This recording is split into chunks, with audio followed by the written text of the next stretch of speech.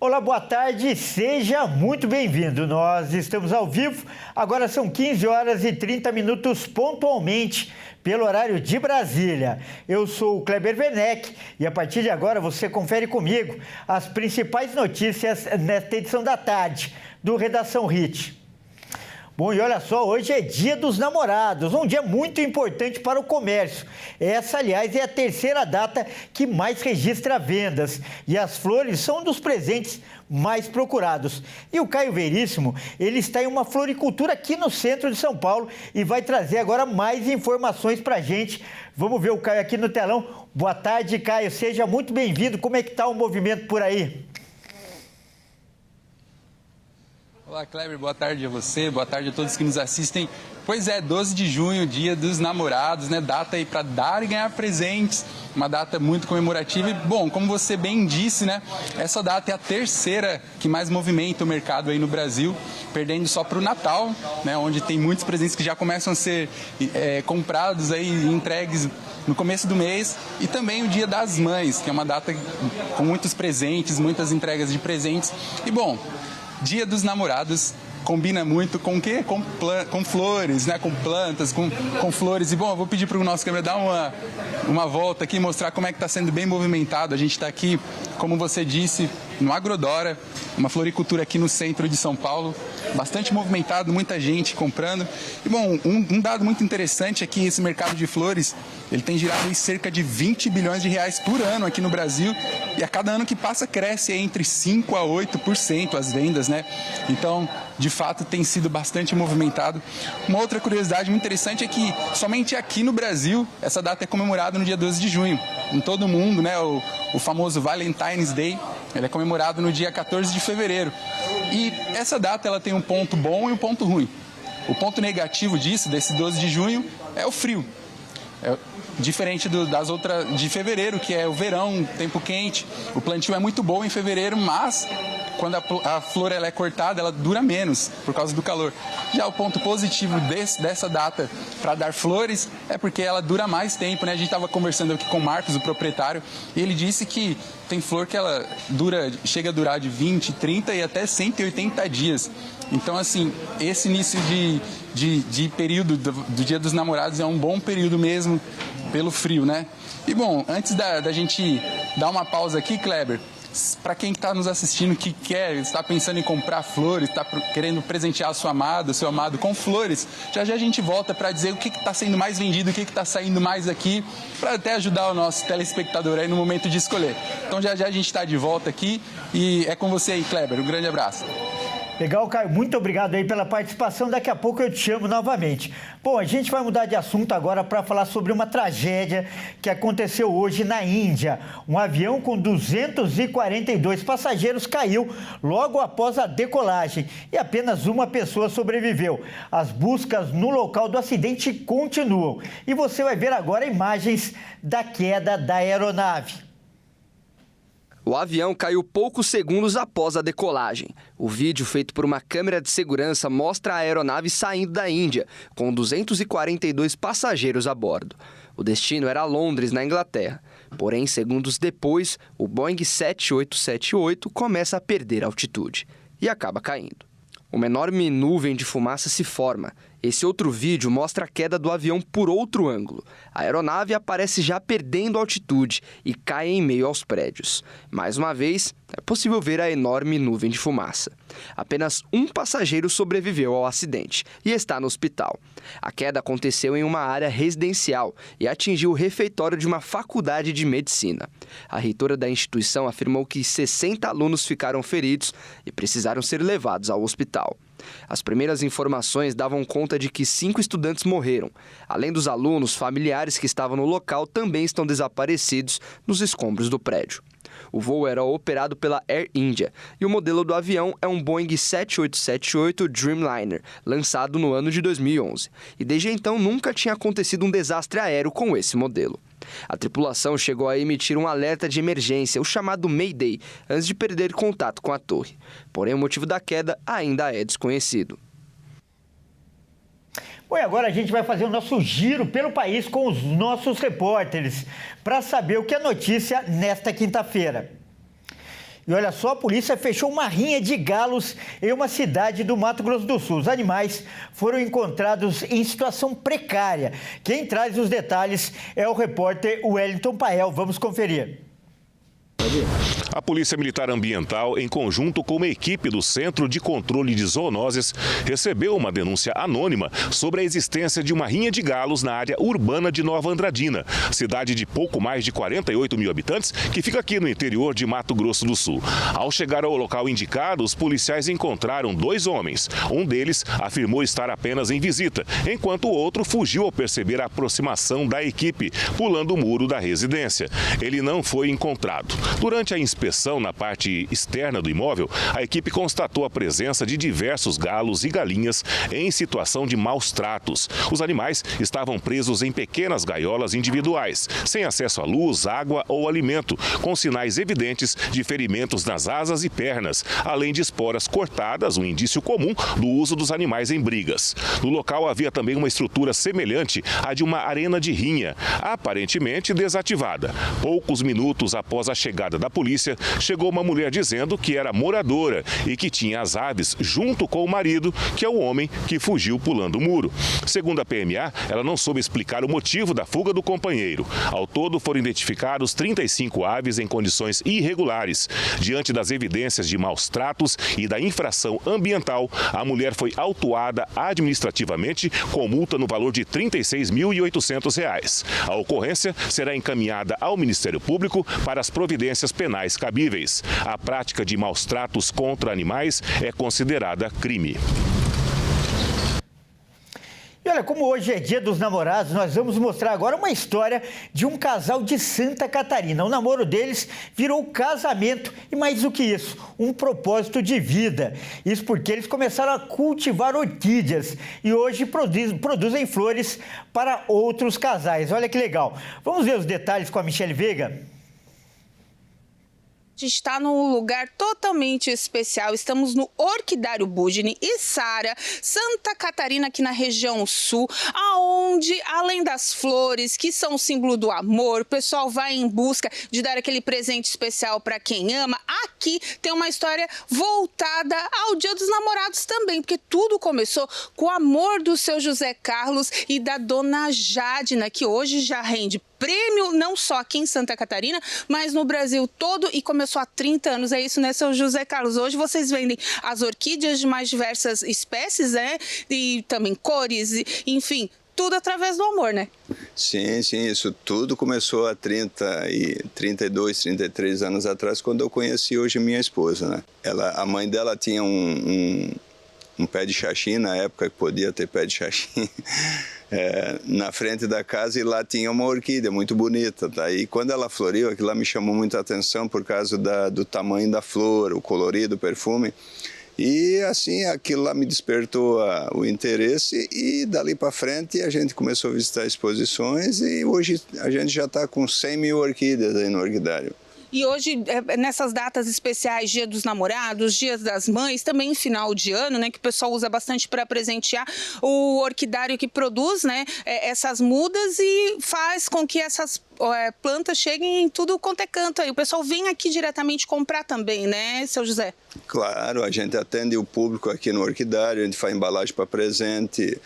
O ano todo tem orquídea diferenciada, tá? Orquídea de qualidade e orquídea que poucos lugares se encontra, tá? E hoje aqui no Orquidário Budini vocês também produzem, né? As mudas também tem laboratório, enfim, é um trabalho que vocês estudam para poder ter as mais diversas espécies dessas plantas que chamam tanta atenção, né? Sim, a gente montou o laboratório. Hoje a minha filha que toca o laboratório é para produzir a orquídea, não é para fabricar, como às vezes as pessoas falam, essa planta foi feita em laboratório. Não, o laboratório é única e exclusivamente para tu fazer ela germinar, tá? Então a gente tem um laboratório, produz as orquídeas de qualidade, orquídeas diferenciadas. Hoje já o orquidário deve ter acima de 100 mil orquídeas, tá? A gente produz orquídeas de várias espécies, então tem para todo gosto aí, tá? Para encerrar, o amor das plantas germinou o amor da sua vida também. Com certeza, foi amor à primeira vista. Então tá certo, obrigado. Como eu disse, né, a gente está aqui no município de Sara, sul de Santa Catarina, onde o seu José Carlos Budni e a família, né, fazem esse cultivo tão especial, premiado, com várias menções aí pelo Brasil. Inclusive, ele vendeu esses dias até para o Vietnã, uma planta exclusiva, né, que foi vendida para os Estados Unidos, para outros lugares também, produtos de qualidade. E é claro que nesse Dia dos Namorados chamam muita atenção, não só aqui em Santa Catarina, mas no Brasil inteiro. Olha, por falar em flores, né? Como a gente já mostrou, o Caio também está em uma floricultura, só que aqui em São Paulo. E a procura está grande por lá, como o Caio mostrou, e nós vamos voltar a falar com ele. Eu queria saber, Caio, qual que é a flor mais procurada aí pelos namorados? É isso aí, Kleber. Estamos de volta aqui no Agrodora, né? A floricultura aqui no centro de São Paulo. Bom, eu estou aqui com o proprietário da loja, o Marcos Alexandre. Marcos, seja bem-vindo. Muito obrigado por nos atender. Bom, Marcos, eu gostaria de saber de você qual é a flor mais procurada aqui, o que os homens, as mulheres têm mais procurado aqui hoje? Bom, como sempre, né, na floricultura é a rosa, né? A rosa vermelha sempre é a mais procurada, né? Então, o que todo mundo procura é um buquê de rosas colombianas, entendeu? Principalmente assim, com as austromélias brancas, né? Que fica um buquê bem bonito, né? Entendeu? Então, essa que é a mais procurada. Legal. Bom, a gente estava conversando aqui antes, você disse que nesse período no meio de ano, né, na entrada do inverno, a produção fica um pouco mais difícil para as flores nacionais. Com isso, abre espaço para as flores internacionais. Isso. Aqui você também tem flores internacionais? Sim, que são as rosas colombianas. Se a gente dependesse da produção nacional numa data tão importante do comércio de flores, a gente não teria condições do varejo atender, né? Então a gente precisa das rosas colombianas. De fato, a gente, por exemplo, nessa época do ano, que a gente vem de um Dia das Mães, em menos de 3 semanas, e já um Dia dos Namorados, não tem tempo hábil para a floricultura, entendeu? A produção de flores, as estufas, se recuperarem, né? E nós estamos no inverno, né? Então o frio, a falta de luz, entendeu? Tudo isso influencia na produção. Tá certo. Bom, e para encerrar, Marcos, vou te dar o espaço para você mandar o seu abraço nesse Dia dos Namorados para sua querida aí. Vou mandar para minha esposa Maite, um grande beijo, te amo, tá? Tamo junto. Tá isso aí, Kleber. Bom, nesse espaço aqui onde a galera tá presenteando seus amados, suas amadas, a gente manda um abraço aí para todo mundo que nos acompanha e volto com você, Kleber. Obrigado, Caio. Não esquece de levar flores para sua namorada também, hein, Caio. Bom, muito obrigado aí pela sua participação e a gente vai agora mudar de assunto para falar de outra notícia que comoveu a internet. Uma doação anônima no valor de R$125 mil ajudou uma família a finalizar uma vaquinha online para tratar uma doença raríssima que foi diagnosticada no Brasil pela primeira vez em um menino de apenas 2 anos. Vamos ver.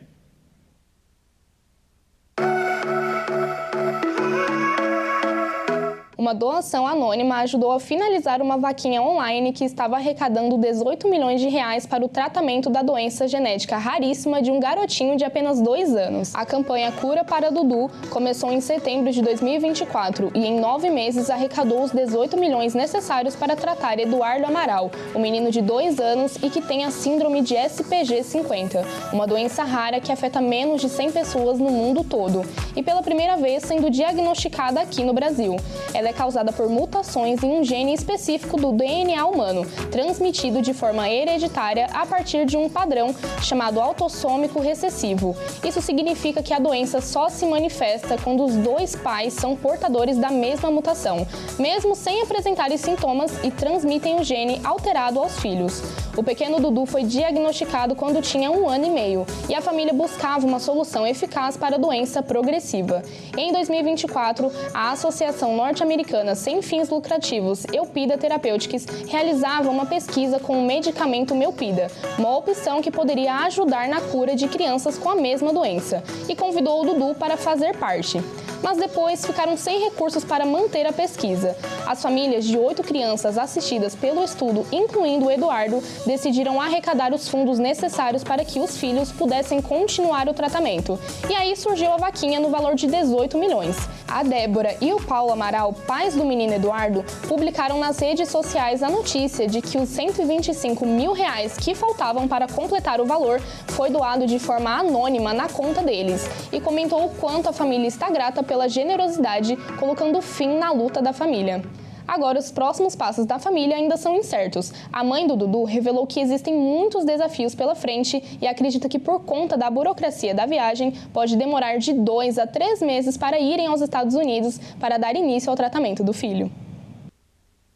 Com certeza esse assunto comoveu muita gente e viralizou nas redes sociais e é o tema da nossa entrevista de hoje. Olha, nós vamos conversar hoje aqui, vamos receber o pai do Dudu, Paulo Amaral, que viveu essa história toda. Paulo, primeiro, seja bem-vindo, grande prazer recebê-lo aqui. E a história do seu filho, a luta de vocês, ela inspira muita gente.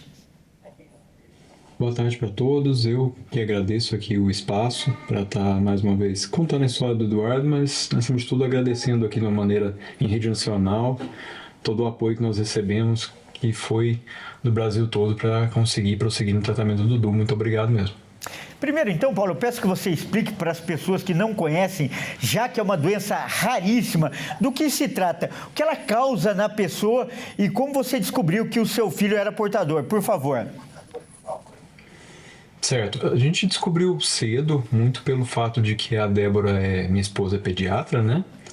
E desde as primeiras semanas e 2 meses para frente ela começou a notar alguns pontos de alerta no Dudu, né? Ele sempre teve atrasos no desenvolvimento dele, desde demorar para sentar, demorar para rolar, uma criança que demorou muito para sorrir, né? Aqueles primeiros marcos de desenvolvimento do bebê. Ele teve todos com muito atraso, ele demorou muito para engatinhar, até hoje ele não anda sem apoio, né? Hoje fez 3 anos, ele não anda sem apoio. E desde cedo ela se preocupou, né? E a gente começou a correr atrás e por ser uma doença ultra rara, a gente teve uma dificuldade grande de conseguir um diagnóstico, foi mais ou menos 1 ano de investigação. E faziam vários exames e nada fechava, não batia. Em determinado momento ele teve uma convulsão febril muito grave, né? Ele ficou 1h30 convulsionando e não voltava, que depois a gente foi descobrir que era também um sinal da doença. Tinha uma alteraçãozinha ali na ressonância, mas não explicava até então os sintomas, né? Foi quando a gente finalmente foi fazer o exame genético, que identificou, né, que ele tinha essa alteração genética da SPG50, né, paralisia espástica tipo 50. E eu costumo explicar de uma maneira mais que eu considero mais fácil de entender, que é um pouco mais leiga, né, que por conta dessa alteração genética, o organismo dele produz uma proteína que não deveria produzir, pelo menos assim que eu entendo, e o corpo não consegue lidar com essa proteína, e com isso ele acaba perdendo neurônios numa velocidade muito mais rápida que uma pessoa normalmente perde, né? E com isso ele hoje tem atrasos muito grandes no desenvolvimento dele, ele não fala também até hoje, né? Ele só gesticula, ele não consegue, ele emite alguns sons, mas não consegue dizer palavras ainda. E com a progressão da doença, se ela não for parada, né? Ele começa com o tempo a ter a tal da espasticidade, que ele começa a enrijecer os músculos e aos poucos perder movimento, né? Ele inicialmente perde o movimento das pernas, pode parar na cadeira de rodas em alguns anos, continua para os membros superiores, até perder o movimento do corpo todo e ficar no estado de tetraplégico, né? E por conta disso tudo que eu disse também, ele vai perdendo também a capacidade de pensar, né? A doença ela pode levar a um estado vegetativo, uma idade ali de 20 e poucos anos. Então é uma doença muito horrível, né? É por isso que a gente está lutando com todas as forças para evitar que um cenário desse aconteça com ele. Que drama, hein, Paulo? Só de você relatar tudo isso, a gente já fica, né, comovido, a gente já fica chocado. Imagina um pouco o que vocês estão passando. E aproveitando também, está presente aqui conosco a mãe do Dudu, a doutora Ana Paula. Boa tarde, doutora. Desculpe, a doutora Débora. Débora, a gente está confundindo, porque a doutora Ana Paula é que cuidou dele. A doutora Débora é a mãe. Doutora, seja bem-vinda. É um grande prazer recebê-la aqui com a gente também. Boa tarde, é um prazer estar aqui com vocês também, falando um pouquinho sobre a nossa história. Muito obrigada por nos receber. A gente que agradece, como eu falei para o seu marido, vocês são um exemplo de resiliência e de amor pela criança e por não desistir nunca. E o Paulo estava contando para a gente que o primeiro desafio foi o diagnóstico, já que se tratava de uma doença rara e você, como pediatra, se empenhou muito nisso. Mas depois do diagnóstico começa uma segunda batalha, que é o tratamento, né? Queria que você falasse dessa dificuldade de tratamento para uma doença rara como essa. Realmente, assim, o primeiro desafio foi a gente entender do que se tratava, porque mesmo eu sendo médica, eu nunca tinha ouvido falar sobre essa doença, né, por ser tão rara. E logo em seguida a gente teve que sair, né, procurando, porque também a gente não estava encontrando médicos que conheciam sobre essa doença aqui no Brasil, né? A gente teve muita dificuldade com isso.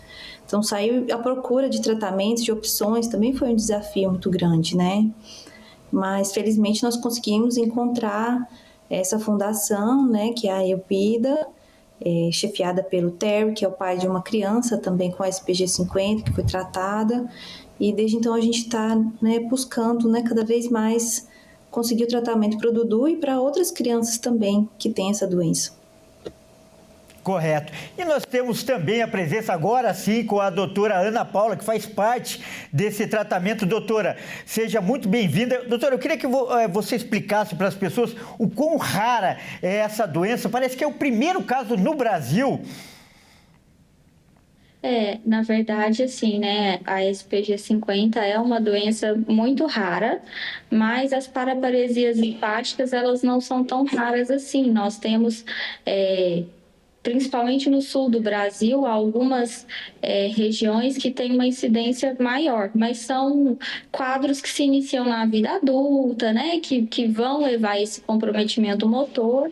Mas, de fato, né, essa mutação que leva a essa paraparesia, né, do tipo 50 foi o primeiro caso que foi identificado no Brasil, foi o do Dudu. E no mundo todo é uma doença rara, né?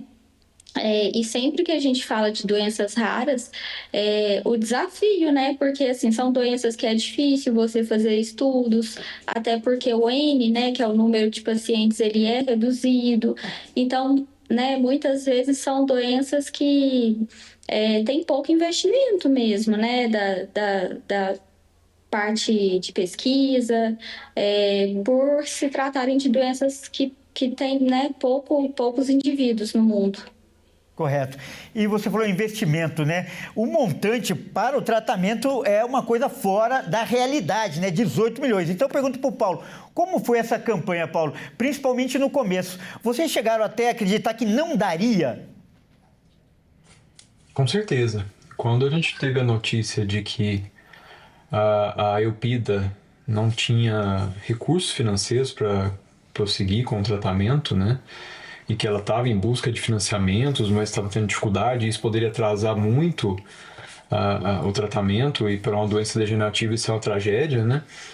Nós chegamos a ficar num período ali realmente pensando se a gente conseguiria abrir nossa história, iniciar uma campanha pedindo ajuda para o nosso filho, e também pensando de que forma as pessoas aceitariam, né, nosso pedido de ajuda. A gente não sabia, nem digo mais, a gente nem imaginava ter tanto apoio quanto nós tivemos, né? A gente terminou uma campanha com 500 mil seguidores no Instagram, milhões de visualizações, e muita gente que nos ajudou e para quem a gente vai ser grato para sempre. Mas no início e ao longo do caminho, né? É um caminho muito árduo, muito dinheiro. Então a gente sempre sabia que nunca ia parar enquanto faltasse um último centavo, mas a dúvida sempre existia, porque é uma quantia totalmente fora de uma realidade de um brasileiro. Correto. E você falou último centavo. Então eu pergunto para a Débora agora sobre essa última doação, que foi uma doação anônima de R$125 mil. Débora, qual foi sua sensação quando você viu, né, se deparou com essa quantia, esse depósito na sua conta? E aproveitando, deixar uma mensagem para essa pessoa que teve esse grande gesto de amor ao próximo. A gente ficou em choque, né? A gente até levou um tempo assim para digerir que tinha acabado, né, a campanha. A gente ficou um tempo pensando, se olhando, assim, agora acabou mesmo, será? A gente até tentou descobrir quem era essa pessoa, né, mas lá no extrato da transação só tinham as iniciais. E essa pessoa não entrou em contato com a gente, então a gente acredita que ela quer se manter anônima mesmo, né? Então, a gente só tem a agradecer, né, por ela ter finalizado essa luta, né, que foi uma luta muito grande nossa, da nossa família e de toda a comunidade envolvida, né, foram milhares de pessoas envolvidas nessa campanha. Então, além dela, a gente teve outras doações também, volumosas, grandes, mas é o que eu sempre digo, independente do valor da doação, grande ou pequena, né, a gente é muito grato a todos que abraçaram mesmo a nossa campanha e seguiram com a gente até o final, né? Foram meses e meses aí de muita luta e muita gente seguiu com a gente desde o início, né? A doutora Ana Paula é uma dessas pessoas que a gente é muito grata a ela também. Correto, merece todas as homenagens, todos que participaram, desde os doadores, né, até a doutora Ana Paula. E doutora, quais são os próximos passos do tratamento agora e até o legado que o caso Dudu deixa para o tratamento dessa doença tão rara aqui no Brasil? Em relação ao tratamento, eu acho que nós ainda vamos descobrir, né? Porque vale lembrar que é um tratamento experimental. Então, eles vão para os Estados Unidos, que é onde está sendo feita a pesquisa, e aí os próximos passos, quem vai definir é o centro de pesquisa, né? Que é a medicação, que é o Melpida. Mas o que eu acho que é importantíssimo falar é que o caso do Dudu, ele serve muito de alerta, né? Porque é uma criança, né, que estava com atraso do desenvolvimento e como a Débora, né, tem todo o conhecimento, ela iniciou a estimulação muito rápido. E aí, uma das pessoas que identificou que a evolução não estava adequada foi a fisioterapeuta, né, que estava acompanhando ele na época. Então, eu acho que é importantíssimo todas as pessoas que cuidam de crianças terem esse olhar atento para o desenvolvimento infantil típico, né? Como o Paulo falou, o diagnóstico ele é um diagnóstico demorado mesmo, porque a gente enfrenta uma série de demoras mesmo, né? Dos planos de saúde para liberar exames. Então, não é um diagnóstico que a gente consegue do dia para a noite. Então, foi um processo que a gente, né, enfrentou angústia, né? Mas quando a gente se deparou com o resultado, e aí a Débora também já tinha feito isso, mas eu coloquei no Clinical Trials e falei, olha, doutora, tem uma pesquisa, né? Vamos tentar. E aí ela já tinha até entrado em contato com esse pessoal dos Estados Unidos. Doutora. E eu sempre disse assim para ela que assim, para mim o milagre já existia ali. Por quê? É uma doença rara que há algumas décadas atrás nós não faríamos diagnóstico. Eu quero aproveitar essa palavra que você falou, milagre, e infelizmente nosso tempo já se esgotou, e usar essa palavra para definir essa história tão bonita e agradecer a participação dos nossos 3 convidados, né? O Paulo e a Débora, que são os pais do Dudu, e a doutora Ana Paula, que fez esse maravilhoso trabalho. Muito obrigado pela participação de vocês. Bom, é isso aí, essa edição fica por aqui, eu agradeço demais a sua companhia e você que não nos acompanha pela RIS TV, fique agora com a sua programação local. E você que acompanha a gente pela RIS TV, fique agora com o Consulta ao Doutor e até mais.